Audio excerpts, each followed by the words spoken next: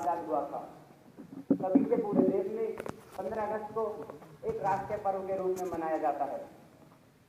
साथियों, कभी हमारा देश पूरे विश्व में एक सोने की चिड़िया के नाम से जाना जाता था। यहाँ की सियासतों के राजा बहुत ही प्रतापी, दानी, बलवान और धनवान हुआ करते थे।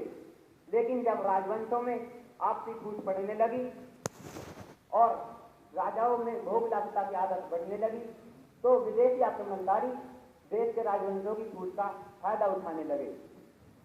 वे एक की मदद से दूसरे पर आक्रमण करते और सारी संपदा को लूटकर अपने देश ले जाने लगे।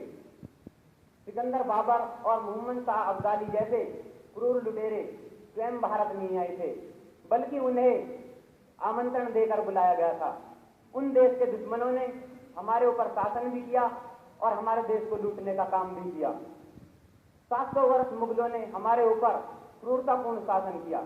साथियों, सन 1600 ईस्वी में अंग्रेज लोग समुद्री रास्ते से व्यापार करने के बहाने भारत में आए और ईस्ट इंडिया कंपनी के बहाने भारत में लूट मचाने लगे। साथियों, अंग्रेजों ने अच्छी तरह समझ लिया था कि यहाँ की राजवंशों में आपसी कलह है और ये लोग भोगविलासी भी हैं। साथियों, अंग्रेजों ने फूट डाली और राज किया। बाद में जो उनकी बात पे विद्रोह करता, उसका दमन वे आसानी से कर देते थे। उनकी दमनकारी नीति इतनी बढ़ गई थी कि 1780 ईस्वी तक लगभग संपूर्ण भारत पर उनका अधिकार हो गया।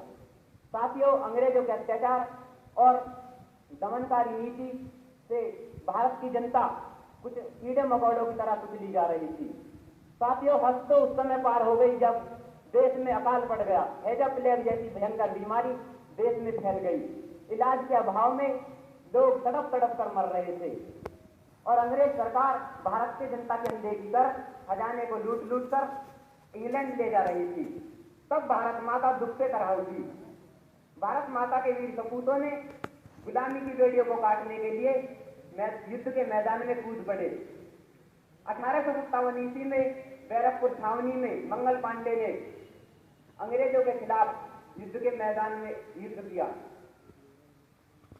मेरठ में धन सिंह गोसवाल के नेतृत्व से भारतीय सैनिकों ने अंग्रेज सरकार के खिलाफ विद्रोह कर दिया और अंग्रेजों को गोलियों से भून डाला। 1857 ईस्वी में झांसी की रानी अंग्रेजों से लोहा लेते हुए कालपी में वीर गति को प्राप्त हो गई। सारे देश में भारतीय सैनिकों ने अंग्रेजों के खिलाफ विगुल बजा दिया था। साथियों, अंग्रेजों ने विद्रोह का दमन तो कर दिया, लेकिन तब तक भारत की जनता देशभक्ति के लिए जाग उठी थी। साथियों, 1914 में प्रथम विश्व युद्ध और 1939 में द्वितीय विश्व युद्ध हुए। दोनों ही युद्धों में अंग्रेजों ने भारतीय सैनिकों को अपना हित साधने के लिए युद्ध की अग्नि में धकेल दिया। गांधी जी ने 1942 में प्रथम विश्व युद्ध गांधी जी ने 1942 ईस्वी में भारत छोड़ो आंदोलन चलाया।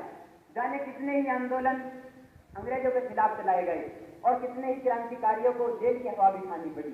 साथियों, स्वामी दयानंद सरस्वती जी ने अंग्रेजों के खिलाफ अपने भाषण में कहा था, भारत केवल भारतवासियों के लिए है। लाला लाजपत राय और बाल गंगाधर तिलक, गढ़ सिंह चंद्रपाल जैसे भारत के वीर सपूतों ने बंदूक के बल पर अंग्रेजों की नींद उड़ा दी थी। तिलक जी कहते थे, freedom is our birth right and we shall have it. स्वतंत्रता हमारा जन्मसिद्ध अधिकार है और हम इसको प्राप्त कर ही रहेंगे। लाला लाजपत राय को सैंडर्स ने लाठियों से पिटवाया। साथियों, कुछ दिन बाद लाला जी की मृत्यु हो गई। उनकी मृत्यु का बदला वीर भगत सिंह ने सैंडर्स को गोली से उड़ा कर दिया।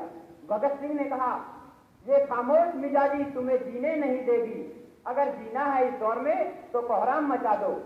भगत सिंह, राजगुरु सुखदेव को, इन तीनों को फांसी की सजा हुई। इन तीनों भारत माता के वीर सपूतों ने हंसते हंसते फांसी के फंदे पर लटक कर शहीद हो गए। नेताजी ने आजाद हिंद फौज का गठन किया। नेताजी कहते थे, you give me blood I shell give freedom. तुम मुझे खून दो, मैं तुम्हें आजादी दूंगा। आजाद हिंद फौज ने अंग्रेजों को मैदान में दांत खट्टे कर दिए थे। यहाँ तक कि अंग्रेज सरकार को युद्ध का मैदान छोड़कर जाना ही पड़ा।